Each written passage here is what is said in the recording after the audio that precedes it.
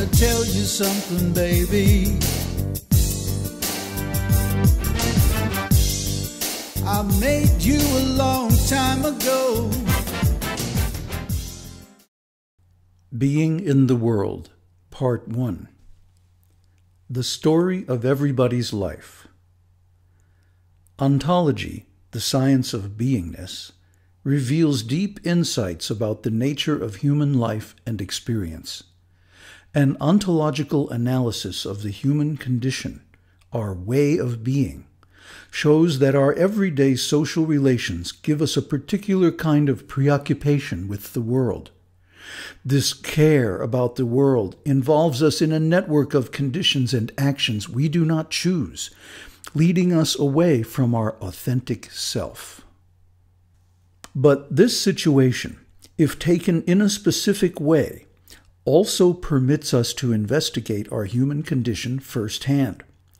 Wise men down through the ages have taught that a properly performed phenomenological inquiry into human beingness can bring us to a unified ontological model of human existence, in which we at last find ourselves at home with ourselves. This realization of authentic beingness is the actual goal of human life, toward which we are relentlessly driven by the anxiety arising from falling from our real self into the world. Falling into the world. We are not alone. To exist means to be in relationship. Even to be alone implies the possibility of being in relation with others. In being with others, we typically maintain ourselves in the being of the other. That is, we see ourselves in the mirror of our actions and relations with others in the world. We lose our real self in this fundamentally inauthentic mode of being, because none of these mirrors are true. They all reflect a distorted and incomplete image of our real self. So our everyday mode of being, as we actually experience ourselves, is being in the world. We are not spectators of life from some transcendental perspective, but deeply involved in it. We cannot meaningfully conceive of our being apart from the world in which we exist. Indeed, the world is the context that gives our being its meaning and value. Yet we become overwhelmed and lose ourselves in the complex relations and reactions of living in the world. In this condition, how can we recover our authentic being? The answer to this question begins from asking how relating to ourselves and others inauthentically, in which we fail to find ourselves and so fail to achieve genuine individuality, shows up in our clearing, the space of consciousness that we are. Our ontological analysis of worldly inauthenticity focuses on three phenomena of being in the world: idle talk, curiosity, and ambiguity. Idle talk. Idle talk includes any communication outside of the ontic conversation, the inquiry into the authentic nature of our being as a discourse of phenomenological self-reflection. We examine our life not according to some superimposed external system of values, but how we actually experience it.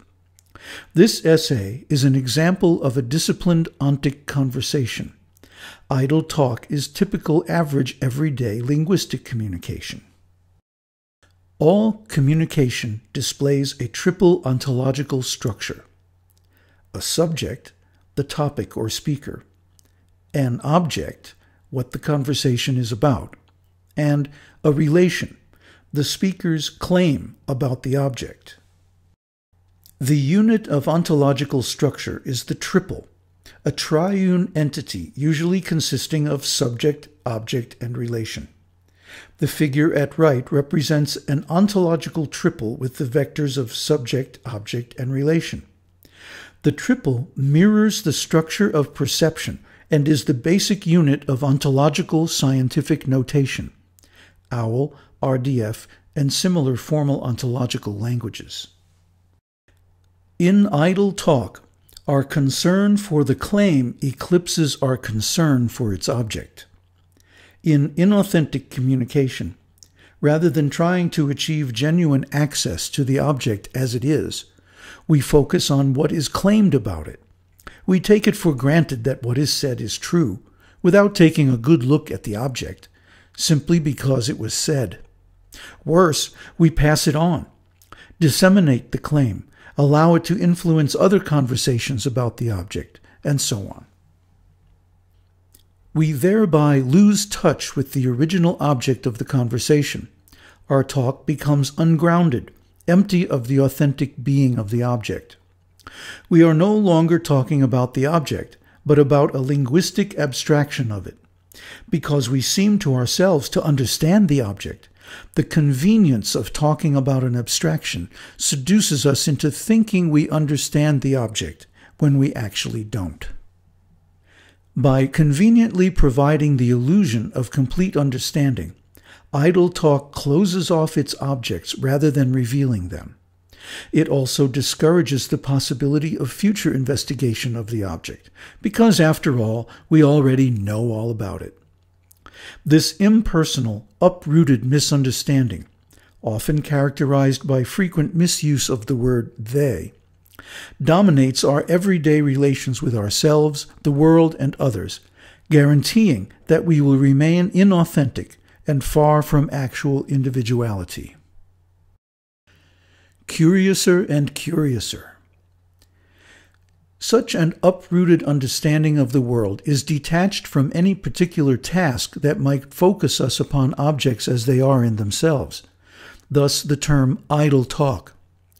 This type of conversation tends to float away from our immediate environment towards the distant, the alien, and the exotic.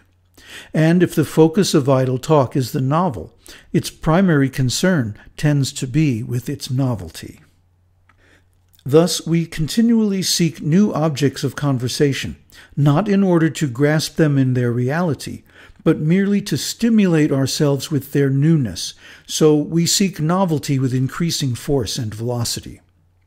We become compulsively curious, constantly distracted by new possibilities, and lingering on each topic for shorter and shorter periods. Our attention span atrophies as we constantly seek new stimulation. Floating everywhere, we dwell nowhere.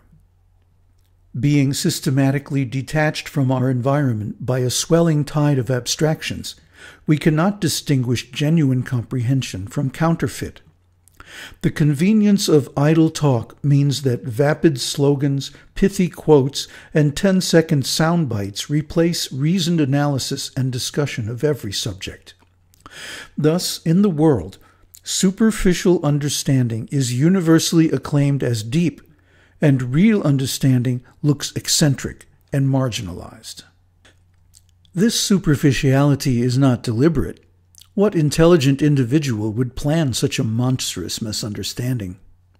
But in a social world dominated by idle talk and curiosity, it permeates the environment. It creates a general mood of groupthink, our inheritance from our fellows and culture, into which we always find ourselves thrown. The feeling of falling. These three interconnected existential characteristics, idle talk, curiosity, and the ambiguity of superficiality, reveal a basic kind of everyday being common to all of us, falling into the world. We become lost in the public world of the others. We fall away from our authentic selves and lose the potential for being with integrity, wholeness. In short, our average everyday being shows up as inauthentic. We are uprooted from any genuine concern for the world and fellow human beings by our absorption in idle talk. We waste our precious time indulging in meaningless entertainment instead of taking action to change ourselves and improve the world. In the process, we are also uprooted from any genuine self-understanding. Thus, we cannot grasp which possibilities are genuinely our own, as distinct from possibilities that anybody can have. Falling into detachment from genuine self-understanding permeates our philosophies as well as our everyday life. Indeed, human beings, for whom an understanding of their own being is natural, often accept philosophical traditions that systematically repress any real understanding of authentic being.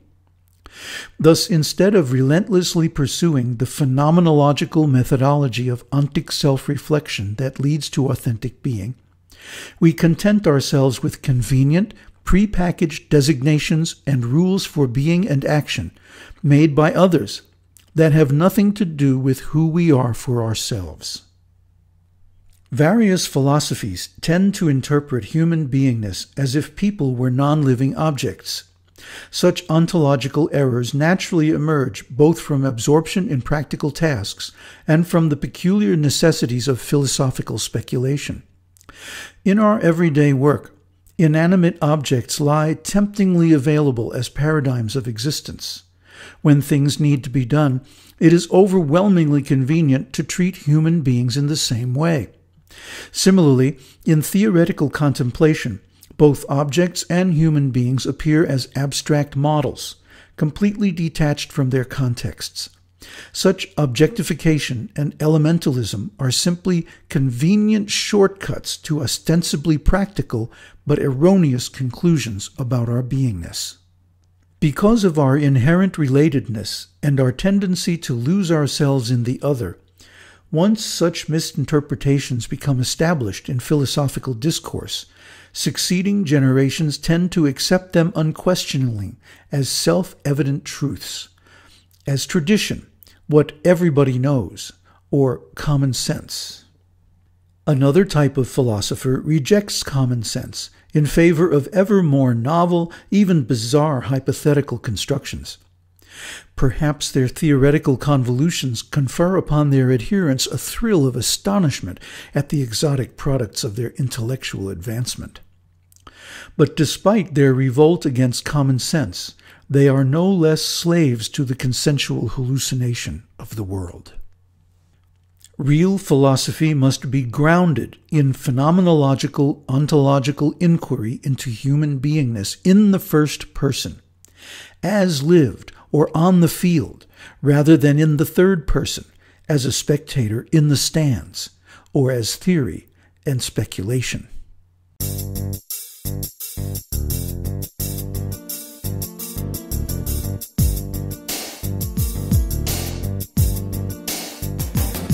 Gonna tell you something, baby.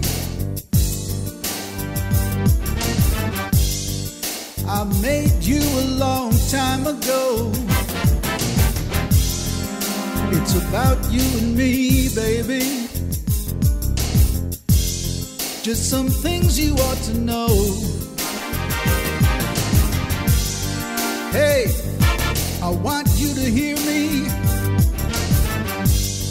Open up your little mind. You think you're so cool, but are you really? What about the perfect